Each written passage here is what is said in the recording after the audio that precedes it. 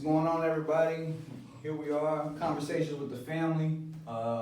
Speak a little bit about myself. My name is Jordan Bramblett. I'm a teacher in the community, a leader in mind, also a basketball coach, avid reader. And we got my brother here, Zach Brooks. What's up, world? Like he said, I'm a teacher, track coach, realtor, kind of do it all, jack of all trades, call myself the modern day Renaissance man. So today, mind you, I did not want to get on camera. I'm looking rough. I was on a Zoom with my track athletes, right? And they were telling me, Coach, you look rough. I said, man, y'all look just as rough. Thanks. Thing is, they all had their do-rags on. I'm thinking, I can't be on here with these kids with my do-rag on. Next time, please believe I'm putting that do-rag on. But I'm ready for the barbershops to open back up. I'm ready for the world to come back. This corona beating me up, beating my hair up. Word. No, I'm already shaving with that bald spot. You know what I mean? Just See, that's why I kind of lucked up. I ain't even gonna hold you, bro, cause like right before the corona stuff hit, like I went and got my little normal wind up and cut him all down, cut the facial hair off. So I'm low key still kind of good, but you know y'all gonna spend that how you gonna spend it with the light skin stuff. yeah, But I'm that's gonna try for to sure. the game. I mean, I am looking straight, but I do think it is time. But Yeah. at the end of the day, man, we all, I think God is making us to sit still for a reason. So I hope everybody's experiences right now is able to take a step back, dial it back, and understand what's truly important right now in our lives. Right. And if we're worried about nails and like getting haircuts and all that, like, you know, we all can go without right now. Facts. I agree 100%. You know, but during this time frame, I've been taking advantage, right? Word. I remember you posted this book in our group message. How'd you get on this book? Before I go into my whole long drawn out story, how'd you get into that book? Bro, I mean, y'all know how it is. Like, I get in my time and I be moving, I be grooving, but more so, man, I've been reading my books, and I remember I got a DM from a mutual friend. Her name is Ariel Moore. She sent me a message, and in that message, she just said, you know, for whatever reason, I feel compelled. I feel like I need to refer this book to you. And it's crazy because, like, I don't know if you know, but like, I got a note set up of books that I already have on my list in my phone. What you mean? You don't know if I know. Like, you don't send all the books out in the group message. Nah, because that's the thing. Like, I send out my books that I've already read or I am currently reading to put it out to y'all, but I don't show my hand. Like, I already got my next 3 or 4 books tucked in the back pocket. And then after you read them, you're going to send them to her. Yeah, I ain't gonna lie. I kind of keep it tucked, but she sent me that referral of the book, and like, you know, I was like, yo, this is crazy, because like this is already on my list. I'm definitely gonna check it out. And this is crazy because I went through and looked at the message, bro. It was 2 years ago, so like it's crazy how it, you know, everything brings it back full circle. Definitely glad that you picked up the book, and hopefully, you know, because I'm sure there's some more of our peers who are reading this book as well. So I think we're on to a good thing. Why did you decide to pick it up so late when I gave it to you earlier? It put me on blast. Cool, wasn't ready for that one. But I'm going to tell you, long story short, when you sent that book in the group message, right, I peeped it, but I didn't think nothing of it. So when I'm moving in this real estate game, I'm thinking, I got goals that I haven't been paying attention to like I should have. Word. How can I focus? I don't got this time off. I got this time off. I'm not with my kids 24/7. I needed to refocus my energy somewhere else. So the first book I picked up was a book called U Squared. After I read that 36-page book, isn't it? Yeah. Man, it had my wheels going, right? So then I'm like, what's next? And I remember you had mentioned Think and Grow Rich. I'm like, okay. Drove all the way to Indiana to get the book. Let me speed up. So after I read this book, I get to chapter 8. Mind you, I sat down one night reading the book. I text you, and I'm like, bro, my wheels is turning. We meet up. The first thing you said to me was about damn time. And I'm like, what you mean? You like, man, when I read the book, my wheels was turning. And I'm talking to myself in the mirror trying to get it right. And I'm like, bro, I was doing the same thing. And it's like I had so many ideas, and I'm just sharing it with myself. It's kind of like I was exploding. Right, You know what I right. mean? Like, my cup was runneth over. I had so many great ideas just going.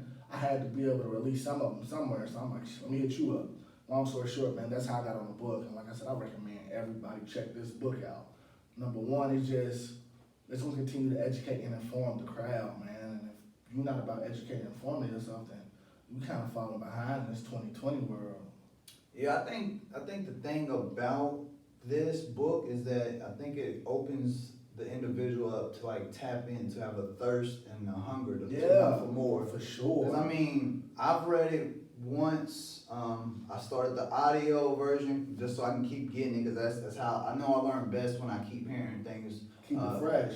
No, I keep learning things the more times I hear it. You know, they say learning is the father of repetition. Okay. Repetition is the father of learning, that's it. Yeah. So the more times you hear something, you catch it. So I read it, enjoyed the read, got it on the audio when I do my workouts, and then like now I'm trying to just tap back into it and read it again. And I say all that to say this, so like this book is one of those books that, bro, like you're not gonna get it the first time or the second time you read it. So that's what has me still with that hunger and that thirst to want to get anything and everything out of this book. Right. I don't know, man, bro. One of the books that changed my life, that is changing my life, and the fact that you open it up, I know you tapped in, because that feeling is euphoric. Right. So I mean, I hope that, you know, the people that is watching this video, I think hopefully it motivates and encourages them to open it up. Please do. But man, to go ahead and jump into it, what we're actually getting ready to do for the audience, we're going to break down this book chapter by chapter. So join in every time you see this post. We're going to be talking about this book. And if you don't read, you're not an avid reader right now, you can still listen to our whatever you want to call this. Just tune in. We don't want to box ourselves and call it a podcast, because I mean, I'm not no professional podcaster. We're not going to put ourselves on that ceiling, but we just feel like, man, because we always have great conversations that stimulate us, and it'd be the rest of the family with us, and it'd be some challenging conversations, but like after that, we just have the memory of it. It's like a virtual book club. Yeah, that's the best way to put it. A virtual book club. And I mean, it's conversations with the family, brother. That's what it is. And then give you the opportunity to maybe want to go pick up the book. It's kind of like we're giving you the brief synopsis of the book. You know what I mean? Yeah. So instead of you reading the back of the book, you listen to us and you get what the back of the book is going to tell you. I think too, because you know you're more aggressive, and you like to you see things one way, and I think with my nature, I'm more laid back and reserved. I kind of sit back, and when I'm tapped in, I'm moving too, but more so we both lead with our minds in a different way. That's what, honestly, perspectives. That's what I'm looking forward to, seeing what you got out of it, and then to see if our perspectives align. Okay. Because you might get something, or you might have seen something that I didn't. I don't know. I'm just looking for that fruit. Okay. Well, let's jump right in. I got a question for you. So, reading the first chapter, introduction. I'm curious how you took this, or what do you think about this? All right, here's my question. What do you think the author meant when he said, "I am the master of my fate, I am the captain of my soul"? To keep it a hundo with you, dog, when I hear "I'm the master of my fate," I just instantly go back to Nipsey. You know, I be tapped into the victory lap. Okay. The whole marathon continues. And like, I've been listening to Nipsey since we was in college, but you know, after his passing, I feel like the rest of the world woke up. So when I hear I am the master of my fate, I go strictly off to him. Okay. But the book itself, what I got out of it is that, like, you know, I control my destiny, and you know, if I can really put my mind to it, I'll be able. There is no ceiling for me. So yeah, that's where I'm at. What about you? Like, what did that quote do for you? So when I read, "I'm a master of my fate and I'm a captain of my soul," it struck me. Now, I marked my book up, so you'll see that's highlighted with notes. But long story short, it's I control my destiny. Right. I gotta own it, you know what I mean? But I have to convince myself and let myself know every day, this is your life, and it's going to be however good or bad it is based off of what decisions I choose to make, based off the way I move, you know what I mean? So once I read that, it's purple, it's yellow. I use all my highlighters on that because it just ding, ding, ding, ding, ding. I control this. I run this show. Right. You know what I mean? And it's gonna go the way I make it go. Yeah. Nobody else controls what my life is going to look like. You know what I mean? So that was just impactful for me. You know what I mean? So going back to, because we're still in the introduction part of it, Hill, he talked about purpose. Okay. What is your initial thoughts on just the concept of purpose? Man, so my initial thoughts on purpose, right? And to be honest, I don't even know if you know this, but purpose is a word that you use a lot. So I stole a quote from the book, and I don't know if you stole it from the book, but you use it a lot, and I guarantee you're going to catch up with it, right? So my initial thoughts on purpose is your foundation. Word. It's your building blocks to whatever success, whatever path of success you're trying to go down. You know, without a purpose, you have nothing. All right. So when Napoleon said you gotta become obsessed with your purpose, man, it drove me nuts. And then I'm like, purpose is the reason why you get out of bed every morning. Mm-hmm. It definitely makes it easier. When you That's got your what purpose, purpose it is. definitely makes it easier to get out of Exactly. bed. So when he brought up purpose, I'm thinking, what makes me get up every morning? Like, why am I doing this? Why do I want to wake up and go out and grind? That's my purpose. So when he mentioned purpose, those are my initial thoughts. Do I know my purpose? If I know my purpose, what is my purpose? Continue to tell myself what my purpose is, and then go act on my purpose.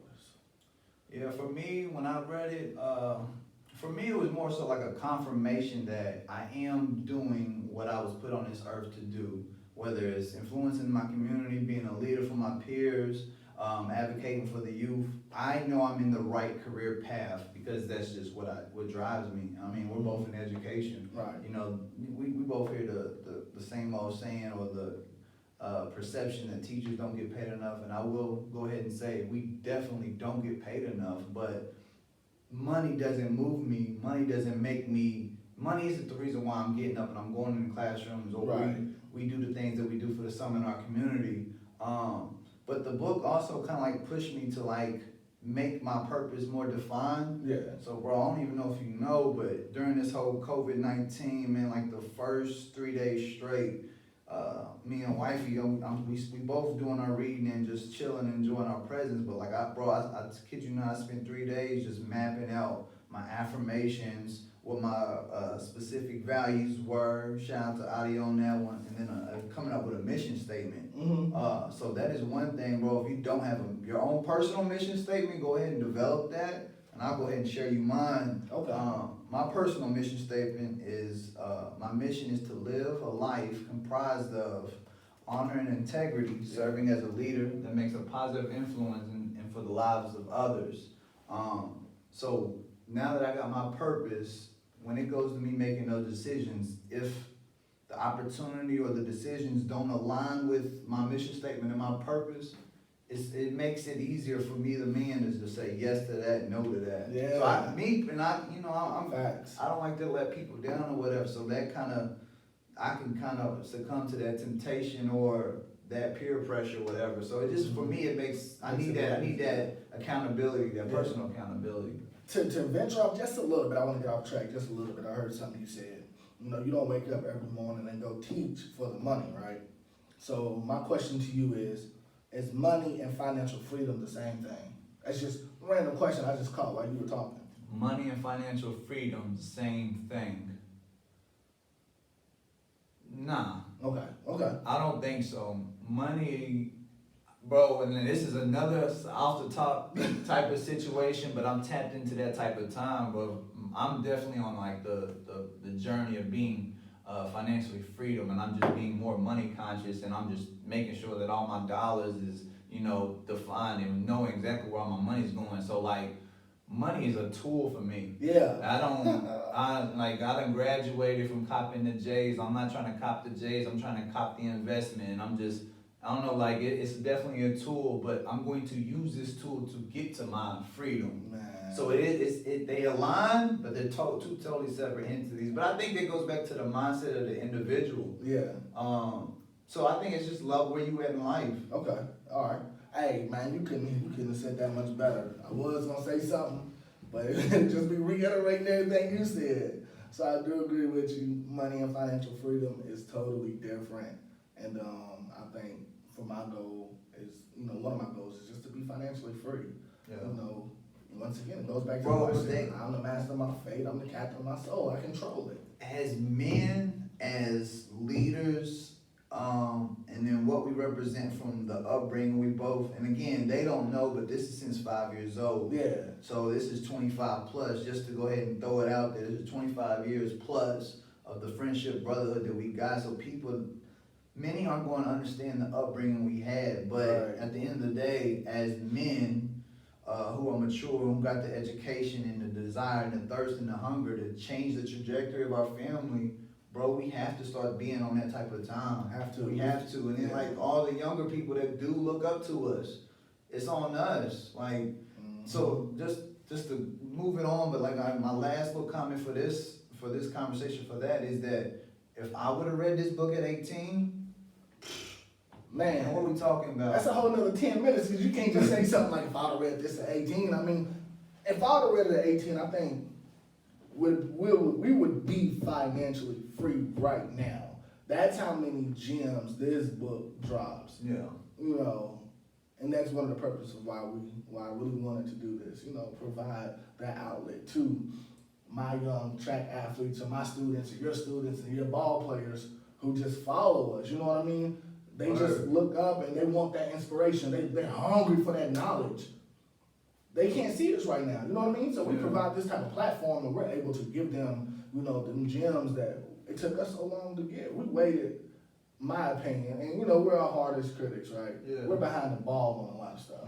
Well, I still try not to beat myself. Come on, that's what I'm saying. You know what I mean? I feel like credit score should have been dumb high coming out of college. We should have invested coming out of college. You know what I mean? Shouldn't it just in general, like even if we didn't do those things, we shouldn't be in the debt that we Exactly. are. We should be in the red. You know what I mean? Yeah.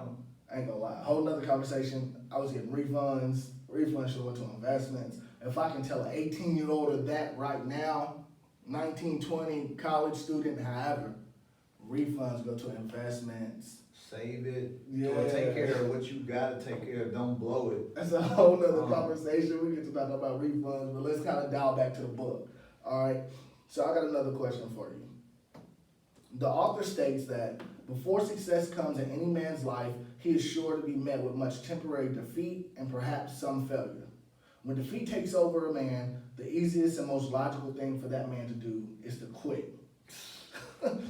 Why do you think that is? And what advice would you give to the person who is about to quit? That's a healthy question. A healthy question. I'm gonna have to break it down into segments and compartmentalize that.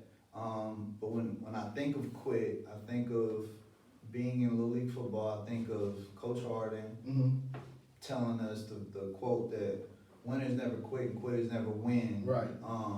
And when you start, and even my parents, and you start something, you finish it, you see it all the way through. And then I'm gonna have to give credit to my basketball coach, Coach Bevers, with playing the game of basketball. He would always tell me that, if winning was easy, everybody would do it. Yeah. So like, a lot of people did quit. And I mean, it was just the easy way out. So I would have just attributed, to like, if you really want to get to some success, you're gonna take them L's. You have to, yeah. You have to. And that come with the game, man. You gotta take them L's, and it's more so goes back to the mindset. This might be cliche right now. It's kind of trendy, the phrasing, but no one takes L's. No one takes losses. They take lessons. I do believe that. Okay. I do believe that. Okay. Cool. I'm gonna take over a question though. Okay. The question I do have for you is right now is, what is a burning desire for you? What is something that gives you a strong zeal about life, or how did you get something out of this book? Because I kind of caught that into the first chapter of the book of desire. What motivates me, my desire, what I'm hungry for. I think right now, a burning desire in me is to teach and inform. I love teaching. I like that simplicity. Yeah. Teach and inform. Of If I'm not course. doing that. Yeah, that's what I'm saying. You know what I mean? And with us both being educators, man, we understand the impact of teaching, right? So when you got somebody in front of you and you're able to teach them and then watch them apply it to their life, Bruh, and then fire. success comes after they apply it. That's a blessing that you can't even speak on. You know what I mean? Like it's a feeling that kind of overwhelms you. It takes over the body. You know what I mean? So I've been blessed to be able to talk to multiple people and then just give them information, kind of teach and inform and watch blessings come to their life, man. It's something that I can't, I never thought would happen, but it does. And that's my burning desire to continue to do that. Ultimately, I want to be able to do that on my own terms, Word. under my own curriculum. You know what I mean? Create my own foundation to where this is what is going to be taught and this is how. Through your lens. Yes. Yeah. Yes. You know what I mean? So it's kind of like you got your own programs, you got your own schools, those type of things. You know what I mean? I want that type of avenue on a large spectrum because I know it can work. No shade to, we both in Jefferson County. I love it. I love what we do and the kids that we work with. We all have our own methods. You know what I mean? Yeah. I just want to apply my methods. Everyone doesn't have to take the zig or the curve Yeah. or the straight line. So the scenic route, the hard route. So I get what you're saying. Yeah. You just, because you are a headstrong person, because your upbringing, Matter of fact, bro, I think it's because everybody's educational experience is not the same. No, K-State So- was different, dude. So or even not, just to dial it back, just in high school or dial it back some more in middle school, everybody's route to getting their grades or getting to completion, whatever Right. completion is just different. Right. I didn't have to study. I didn't have to study till I got to college. Yeah. Like it's just different. And like I feel like with respect to any type of institution, I feel like I learn more when I go through experiences or when I read a book. Exactly. So it just depends on what appeals to the eye. Yeah. Okay. So let me bounce one back to you. In the book, Napoleon Hill, the author, he asks, where and how is a person to learn the art of converting defeat into stepping stones of opportunity? All right, so let me read it one more time, because I fumbled that. Napoleon Hill, the author, he asks, where and how is a person to learn the art of converting defeat into stepping stones of opportunity? How can you help transform people's defeat into stepping stones of opportunity? Another healthy question, my fault, man, I apologize. man, Like I said, I was reading it. I can only imagine because that part in the book, I might have to go back and reread that one because that one flew over my head. But initially, the way I take that concept is more so falling down 7, getting back up, stubbing your toe, and I'm not gonna keep stubbing my toe. I'm gonna go walk around. Right, go a different path. So I attribute that to you have to be aware or create some sort of awareness or taking a step back, assessing the situation, finding resources. But I'm about to just turn that back into me. When I had defeat and failure in life, I had to find myself I had to find it within myself in an intuitive way because I knew that I had the skills and the ability. But it's more so going out and like creating a community. I have to have successful people and supporting people around me because I know with myself, I tap in, I thrive, I go into a whole different level. Right. And if I'm around that type of positive energy or those types of resources, those type of people, I can get something from them. Mm-hmm. It's kind of like, I call it my wise counsel. Word. Like I go to each person for something different, but it's all beneficial and helpful. You know what I mean? Yeah. So yeah. And even then, like, I at 29, be 30 in December, bro. And, engaged. I'm geeked about the wedding.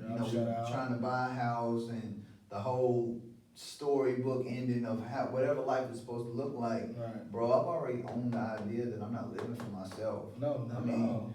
I look at my siblings. I'm the oldest of 5. It's me. There's my sister who's 27. I got another sister that's a senior. I got a brother that's a freshman. I got another sister that's in 7th grade. I'm the oldest of 5. I've always been this big brother. it's on me to like take my experiences, take them L's, quote unquote, Yeah. and turn it into lessons for them, so that they don't have to face the type of defeat that I have. It's So, bigger than you. and again, I don't like it's on my business card. My life quote: "Be the person you needed when you was younger." And Yeah. I live by that. At least I try to in an honorable way. Yeah. Every day I wake up. No doubt, no doubt. Alright. So, you got any other last final thoughts going into the ending introduction and the desire? I don't even know what the next chapter is, but I'm already excited about the next chapter. Yeah.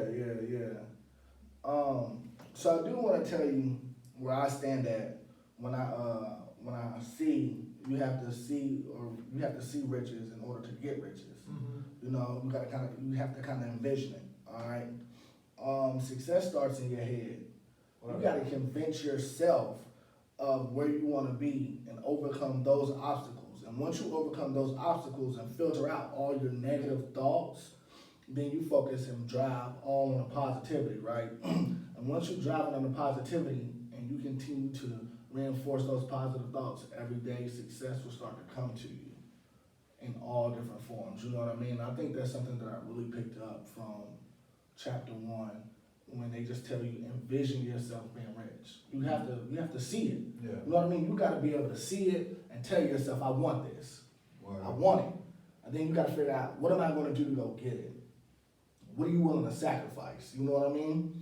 So then once you start talking about the sacrifice, it's all mental though. You know what I mean? That's your subconscious talking to you.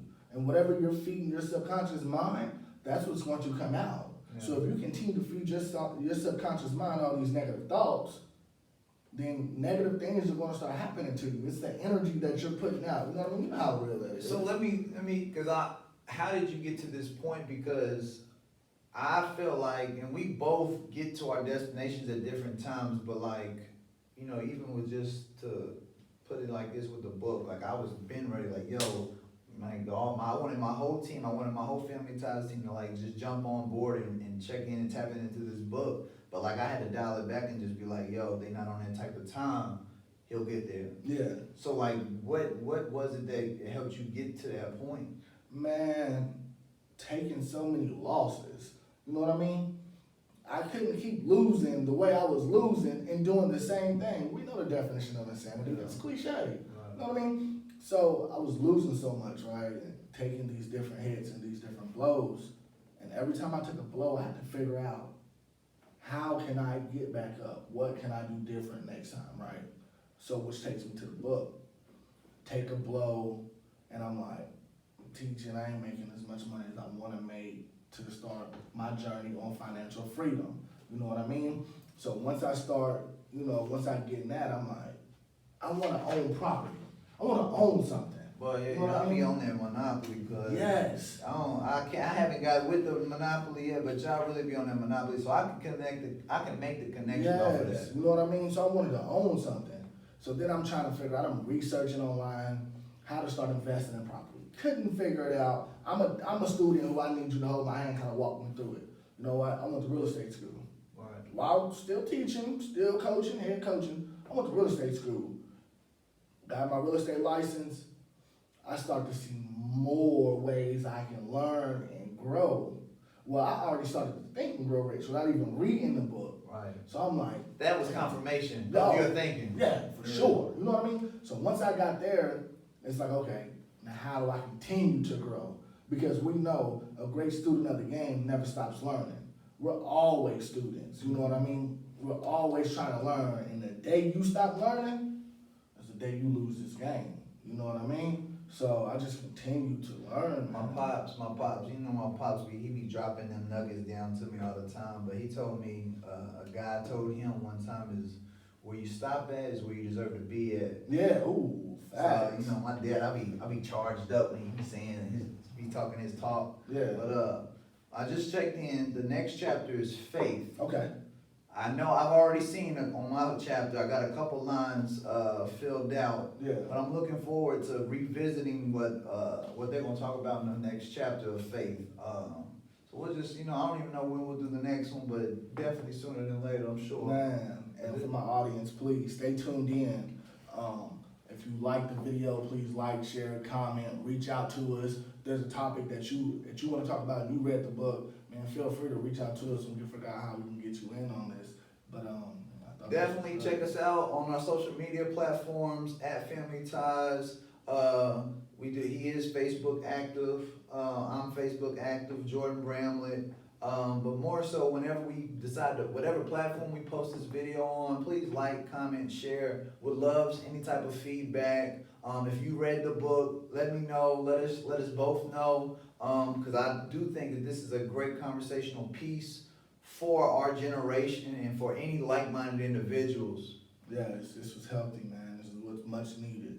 So, First time conversations with the family, man. We'll catch y'all on Rebound. and please remember, educate, grow, and inform. And we out.